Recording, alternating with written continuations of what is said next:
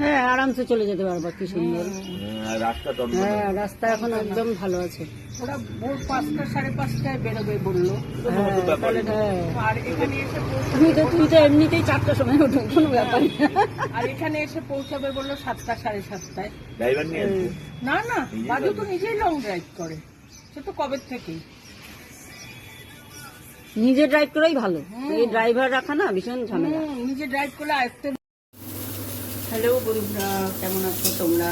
তো আজকে দেখো ব্লগটা এখান থেকে শুরু করছি আমি।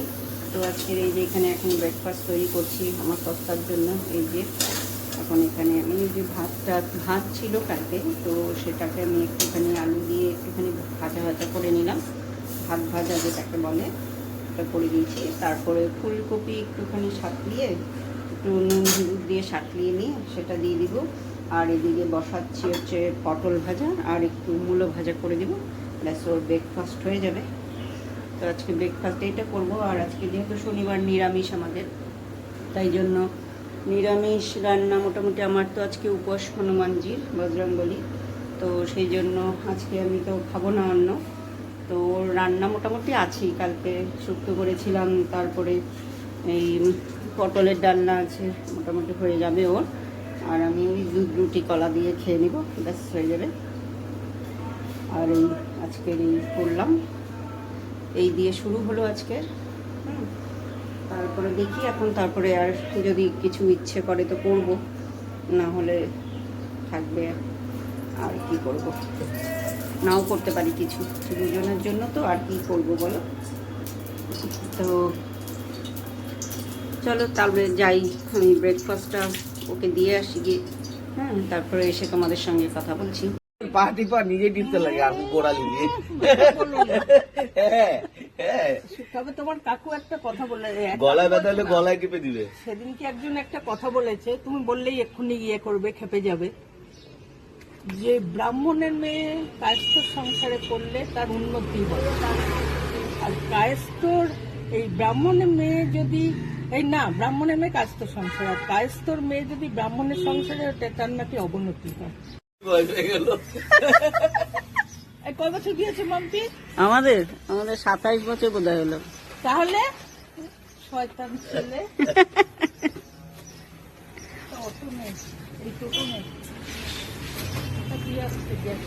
এইভাবেই কাকিমার সঙ্গে আড্ডা মেরে টেরে বাড়ির দিকে রওনা দিলাম। তো বাড়ির দিকে রওনা দিয়ে দেখি একটুখানি তো দেখো এই যে তো প্রতিবারের মতো এবারও চলে এসেছে বাবা আমাদের বাড়িতে।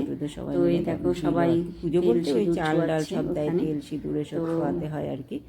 তো ওগুলো ছোঁয়ানো হলো। ছোটবেলায় ওরা সবাই আসতো, মনে পড়ে আর কি। তো আমরা দেখলাম মানে কথা, এটা দেখে শিব পার্বতী সবাই সেজে আসতো, যে না ওরা আগে সেজে আসতো। আমারও একবার মনে আছে ছোটবেলায় একবার রাক্ষস, মানে কংস নাকি সেজেছিল বোধহয়, তো রাবণ বোধহয় সেজেছিল নাকি একটা, খুব ভয় লাগছিল দেখতে, একদম দৈত্যের মতো লাগছিল।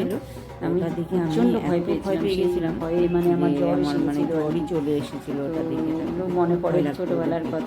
তো ওরাও একটু এখানে নাচছে, ভয়টা কেটে গেছে সবাই মিলে। তো আমরা একটুখানি এটা দেখলাম সবাই, তো দেখে টেকে ওরা নেচে টেচে চলে গেল। আজকেই তো শেষ দিন ওদের এখানে, ওদের এই করা। কালকে তো নীল পুজো, নীল ষষ্ঠী, কাদের কাদের নীল ষষ্ঠী আছে, আমাদেরও আছে নীল ষষ্ঠীগুলো।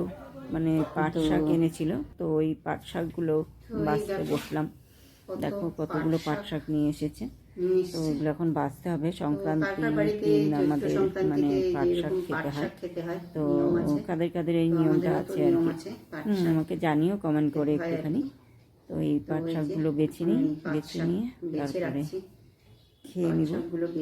তো আজকে তো ভাত খাবো না, দুধ রুটি কলা খাবো। আজকে ব্লগটা এই অবধি থাকলো। তো তোমরা যদি এখনো সাবস্ক্রাইব না করে থাকো আমার চ্যানেলটা, প্লিজ সাবস্ক্রাইব করে দিও একটুখানি, যারা যেখান থেকে দেখছো আর কি। তো আর এরকম আমার ব্লগ যদি ভালো লাগে তোমাদের, তো আমার পাশে থেকো। তো আজকের মতো আজকে টাটা।